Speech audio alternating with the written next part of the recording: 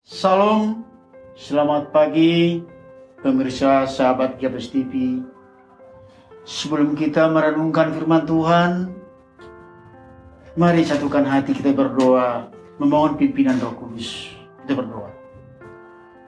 Bapa yang baik, kami bersyukur atas lindungan-Mu sepanjang malam dan memberikan kepada kami pagi yang indah.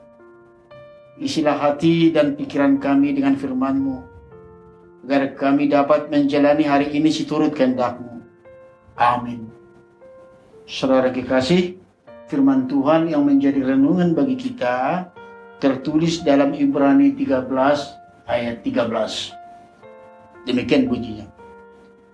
Karena itu, marilah kita pergi kepadanya di luar perkemahan dan menanggung kehinaannya. Saudara yang kekasih, penerima surat ini adalah jemaat Kristen Yahudi diaspora.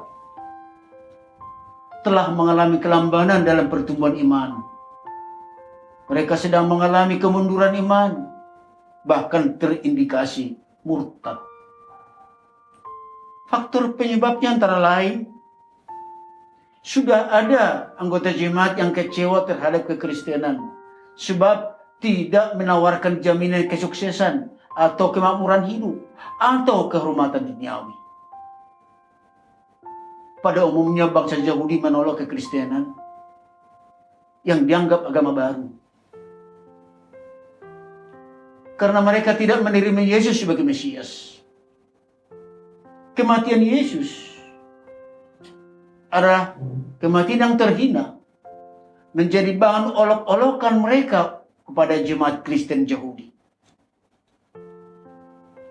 Dalam keadaan seperti itu, jemaat Kristen Yahudi dinasihati supaya iman mereka berpaut kembali kepada Yesus Kristus, yakni imam besar, agar iman mereka bertumbuh kembali dan terus berjuang sampai akhir.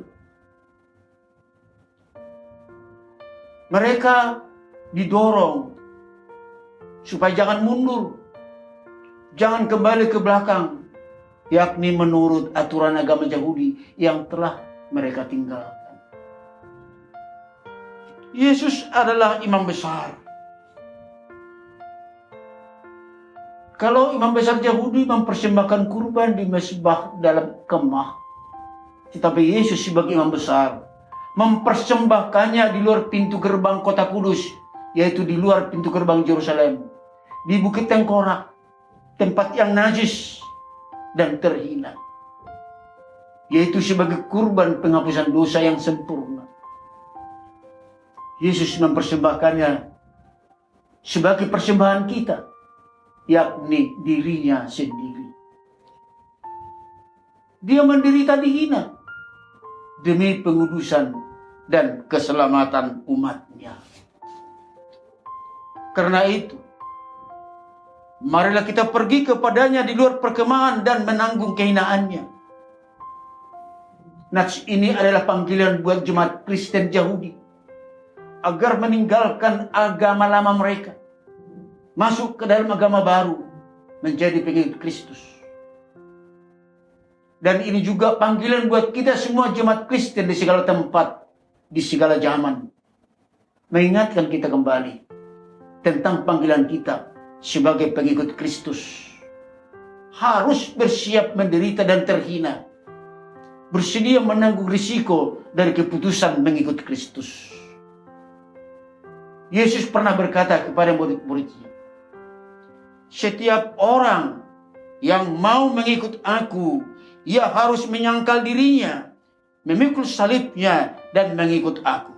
Dalam Matius 16 ayat 24. Menjadi pengikut Kristus, bersedia melepaskan segala kenikmatan dunia dan nilai-nilai yang mencemarkan kekudusan demi memelihara persekutuan dengan Kristus.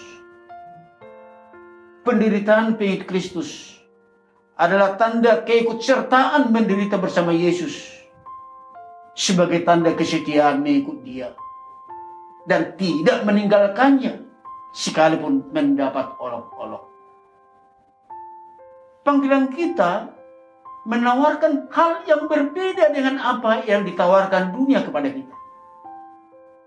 Menjadi pengikut Yesus bukan mencari kenyamanan, kemakmuran atau hidup sukses, bukan mencari kehormatan atau kemapanan hidup. Tapi bukan berarti bahwa pengikut Kristus tidak boleh memilikinya. Boleh. Tapi itu adalah berkat sebagai tambahan atau bonus bagi orang beriman. Oleh panggilan kita menjadi orang asing dan pengembara di bumi. Di dunia ini kita tidak mempunyai tempat tinggal yang tetap.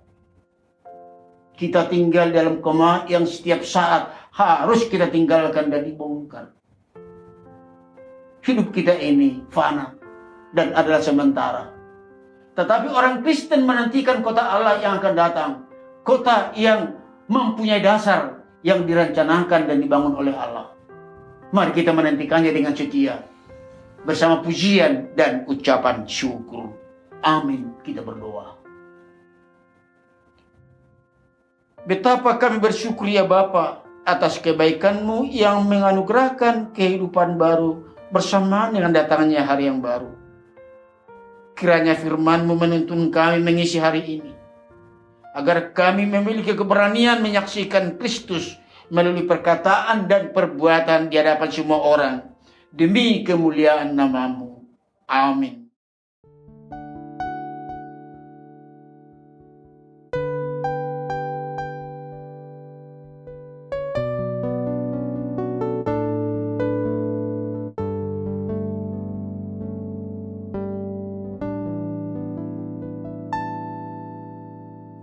Ini aku, semua milikku, ku serahkan padamu Tuhan. Penyesalan dan kebanggaan, suka dan duka, semua ku serahkan. Yang telah lalu, yang kan datang, hasrat dan harapan yang terbayang, masa depan dan rencanaku, semua ku serahkan.